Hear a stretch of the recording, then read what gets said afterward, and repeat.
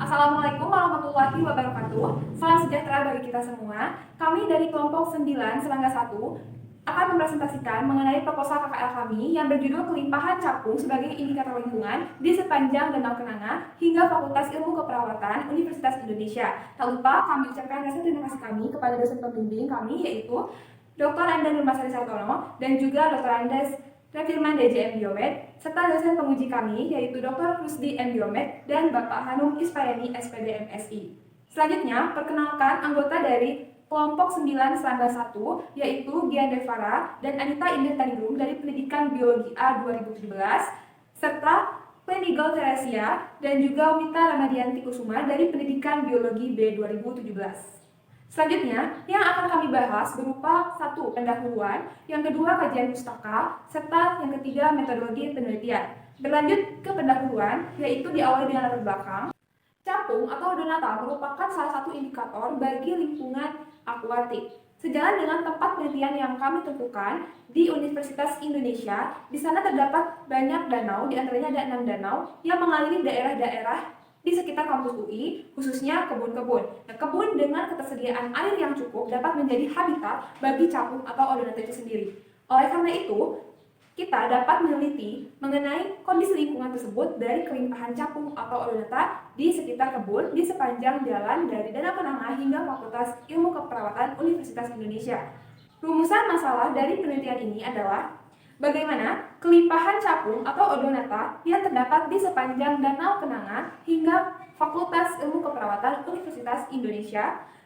Lalu, bagaimana peran capung sebagai indikator lingkungan di sepanjang Danau Kenanga hingga Fakultas Ilmu Keperawatan Universitas Indonesia. Tujuan dari penelitian ini adalah untuk mengetahui kelimpahan capung sebagai indikator lingkungan di sepanjang Danau Kenanga hingga Fakultas Ilmu Keperawatan Universitas Indonesia, Depok, Jawa Barat. Manfaat dari penelitian ini adalah memberi informasi mengenai kelimpahan capung sebagai indikator lingkungan di sepanjang Danau Kenanga hingga Fakultas Ilmu Keperawatan Universitas Indonesia, Depok, Jawa Barat. Nama saya Gian. Pertama-tama, lalu kita bahas dulu tentang capung. Apa itu capung? Capung adalah suatu bangsa bernama odonata yang berasal dari kelas insekta atau dikenal sebagai serangga. Nama odonata diambil dari kata odon, bahasa Latin yang artinya gigi, di mana capung itu adalah serangga yang memiliki gigi pada mandibulanya. Mandibula diketahui juga sebagai mulut. Nah, odonata ini juga adalah serangga pertama yang memiliki sayap, di mana itu terjadi sekitar 360 juta tahun yang lalu. Nah, kemudian odonata dibagi lagi menjadi 2 subordo, di mana 2 subordo ini dinamakan sebagai yang pertama Anisoptera dan yang kedua adalah Zygoptera. Seperti yang terlihat pada gambar, kita bisa melihat bahwa Anisoptera dan Zygoptera ini memiliki perbedaan morfologi yang cukup jelas. Bisa dibahas pertama-tama mulai dari yang terlihat paling umum, yang paling jelas juga, itu adalah bahwa mereka memiliki karakteristik sayap yang berbeda, di mana ketika hinggap di suatu tempat, maka Zygoptera akan menutup sayapnya, sementara Anisoptera akan membuka sayapnya. Selain itu, kita bisa melihat juga dari abdomennya, di mana Anisoptera memiliki abdomen yang konsisten besarnya dari toraks hingga mencapai ujung abdomen bagian bawahnya. Sementara di sisi lain, untuk Zygoptera itu mengalami penyempitan abdomen dari toraks, mulai toraks, itu kemudian ruasnya akan menyempit. Lalu kemudian di bagian bawah, ujung dari abdomen tersebut, itu nanti akan mengalami sedikit pelebaran lagi, sehingga terlihat lebih menonjol. Oke, perbedaan yang berikutnya lagi adalah bahwa mata majemuk yang ada di kepala mereka berada dalam posisi yang berbeda, yaitu Zygoptera, kepalanya berada di samping dan juga terpisah dari mata yang sebelahnya, sementara Anisoptera itu memiliki mata majemuk yang bersebelahan di kepalanya. Perbedaan yang paling signifikan adalah kedua hal tersebut.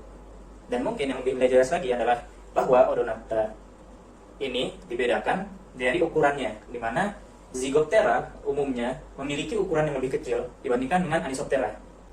Berikutnya adalah mengenai bagaimana odonata ini bisa mendeteksi air tawar yang dapat mereka tempati untuk bertelur.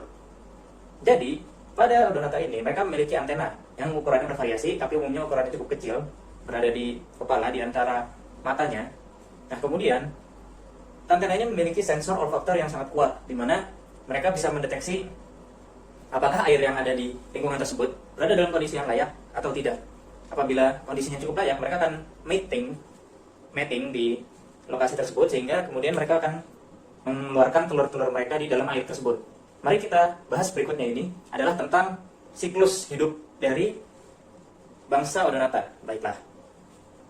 Pertama-tama dimulai dari dua spesies capung yang melakukan mating, kemudian mereka akan mengeluarkan telur yang dimasukkan ke dalam air. Air tersebut kemudian akan muncul larva dari dalam telur tersebut, di mana nanti larva ini bisa berenang dengan baik di dalam air dan juga bernafas di dalam air, sehingga kadang-kadang harus naik ke permukaan.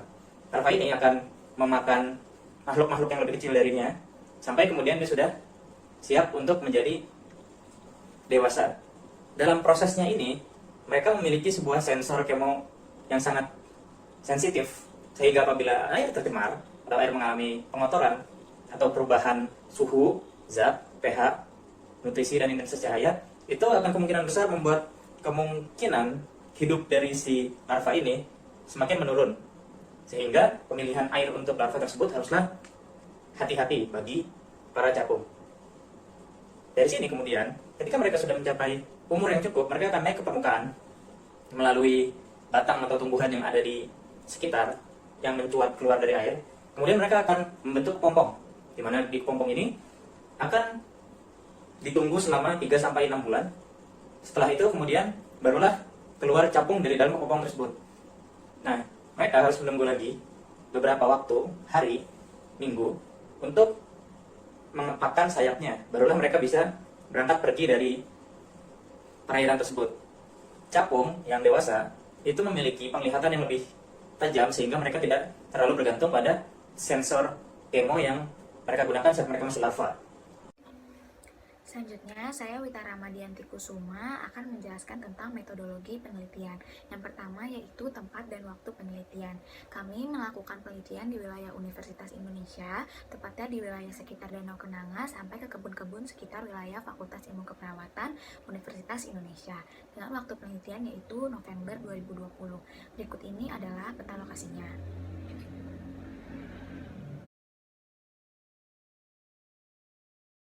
Selanjutnya yaitu metode penelitian. Yang akan dibahas adalah alat dan bahan, prosedur penelitian, serta teknik pengumpulan dan analisis data. Alat dan bahan yang nantinya akan kami gunakan adalah jaring serangga, cat color die untuk menandai capung, selanjutnya ada jam tangan, meteran, tali rafia, alat tulis, dan buku panduan identifikasi jenis capung. Lalu ada alat untuk pengambilan data perairan, yaitu ada refraktometer, yaitu untuk mengukur kekeruhan air, ada pH meter untuk mengukur tingkat keasaman air, ada hygrometer untuk mengukur suhu dan kelembapan udara, dan ada luxmeter yaitu pengukur intensitas cahaya. Selanjutnya ada alat dokumentasi yaitu kamera. Selanjutnya ada prosedur penelitian, di mana jenis penelitiannya adalah deskriptif eksploratif, di mana penelitian itu dilakukan dengan mengamati keberadaan capung di kawasan sepanjang Danau Kenanga hingga kebun Fakultas Ilmu Keperawatan Universitas Indonesia secara langsung. Nah, metode yang digunakan adalah dengan metode jalur tansek, di mana menyusul jalur yang terdiri dari 4 jalur, yaitu jalur kiri, jalur kanan, jalur tengah, dan jalur air. Lalu dilakukan pula pengukuran terhadap keadaan lingkungan pada masing-masing jalur, yaitu suhu, kelembapan udara, dan intensitas cahaya. Pembahasan berikutnya tentang teknik pengumpulan dan analisis data akan dijelaskan oleh teman saya selanjutnya, yaitu Kleinigel Teresia. Terima kasih. Saya Kleinigel Teresia akan melanjutkan presentasi dari Wita Ramadianti tentang metodologi penelitian. Tadi sudah dijabarkan tentang prosedur dan juga alat bahan. Sekarang saya akan memberitahukan tentang pengumpulan data dalam penelitian ini. Di dalam penelitian ini, kami melakukan penelitian itu pengumpulan datanya selama 3 hari, dan 1 hari itu ada 3 kali pengulangan. Lalu di dalam pengumpulan data kami melakukan pengumpulan data primer dan sekunder. Primer ini itu kami mengumpulkan data dari jenis capung dan juga habitat capung. Jenis capung itu seperti identifikasi capung, lalu ada jumlah capung di setiap satu spesiesnya atau di setiap satu jenisnya. Lalu habitat capung itu seperti kelembapan ataupun suhu ataupun cuaca di sekitar capung itu hidup. Lalu untuk pengumpulan data sekunder itu merupakan gambaran kawasan dari penelitian kami, tempat penelitian kami. Jadi itu adalah gambar kawasan dari Danau Kenanga Universitas Indonesia sampai ke kebun Fakultas Keperawatan Universitas Indonesia. Analisa datanya, kita menggunakan indeks keanekaragaman dan juga indeks kerapatan. Dimana kalau indeks keanekaragaman bisa dilihat rumusnya di sini, dimana keterangannya itu H aksen itu indeks diversitas Shannon-Wiener. Kalau PI-nya itu adalah perbandingan jumlah individu suatu jenis dengan keseluruhan jenis atau N per NI. Untuk N-nya itu merupakan jumlah total individu, sedangkan NI itu adalah jumlah individu spesies ke-1. Nah, H aksen ini jika ditemukan kalau misalkan takarannya itu kurang dari 1, itu merupakan keanekaragaman rendah. Untuk H aksennya 1 sampai 3 itu masih cukup untuk keanekaragamannya. Kalau lebih dari 3, H aksennya itu merupakan keanekaragaman yang tinggi. Dan untuk teknik analisa data terakhir itu adalah indeks kerapatan, di mana rumusnya bisa dilihat di sini. Dengan keterangannya itu, K itu merupakan kerapatan individu, sedangkan NI itu merupakan jumlah individu, dan A itu merupakan luas petak pengambilan sampel. Terima kasih.